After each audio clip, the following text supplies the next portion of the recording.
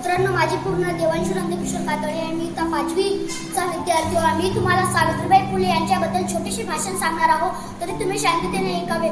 मित्रांनो, सावित्रीबाई यांचा जन्म 3 जानेवारी 1831 रोजी महाराष्ट्रातील सातारा जिल्ह्यातील नायगाव येथे झाला. त्यांच्या आईचे नाव लक्ष्मीबाई व त्यांच्या वडिलांचे नाव खंडोबाजी निवासे पाटील असे होते. त्यांचे लग्न वयाच्या 9व्या वर्षी थोर समाजसेवक ज्योतिबा फुले यांच्याशी झाले आणि तेव्हाच्या काळी मुलींना शिकवणे म्हणजे घोर पाप मानायचे. तरीही ज्योतिबांनी सावित्रीला लिहायला वाचायला शिकवले. पुढे त्यांनी सन 1848 मध्ये मुलीची पहिली शाळा सुरू केली, पण लोकांनी त्यांना क्रूर विरोध केला असे.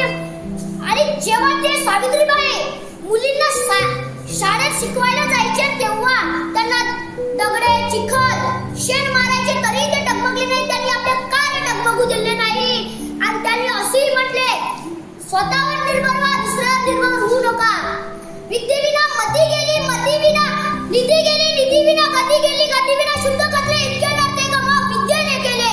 हे मग विद्येने अर्थ करणारी सावित्रीबाई फुले जिने नवा जगण्याचा अर्थ नाही तर मुलींना शिक्षणाचा अर्थ सांगितला आणि मुलींना शिक्षण घ्यायचेच ठरवले. सावित्रीबाईंचा एकच ध्यास आहे, मुलींना शिकवा आणि मुलींना वाचवा. आज आपण त्या परिस्थितीत तसं आपण मुलीला शिकवत बनवणं, मुलीला वाचवत बनव. आज मुली राष्ट्रपती असो, पंतप्रधान असो, मुख्यमंत्री असो, क्रिकेटर असो, का IPS असो, का पोलीस, आर्मी असो, सगळ्या क्षेत्रात मुली मुलांपेक्षा अगदी समोर आहे.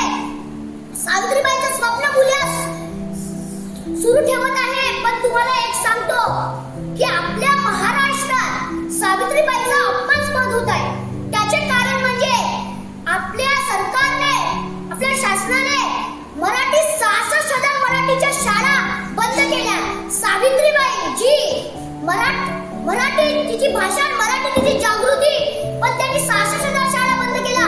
हा सावित्रीबाईंसाठी अपमानस्पदच नाही तर त्यांच्या कार्यासाठी अपमानस्पद आहे. अशा थोर महात्म्यांनी केशवापन, बालविवाह अशा थोर यांना बंद घातला, विरोध केला. त्याचे आज आपण बघू शकतो. आणि अशा म्हणणाऱ्या सावित्रीबाई फुले यांचा मृत्यू 10 मार्च 1897 रोजी झाला. त्यांनी आपल्या आखरी श्वास घेऊन आपल्या भारत देशाला सोडून निघून गेले. उंची मोजता येत नाही सावित्रीबाईंची, अरे उंची मोजता येत नाही सावित्रीबाईंची.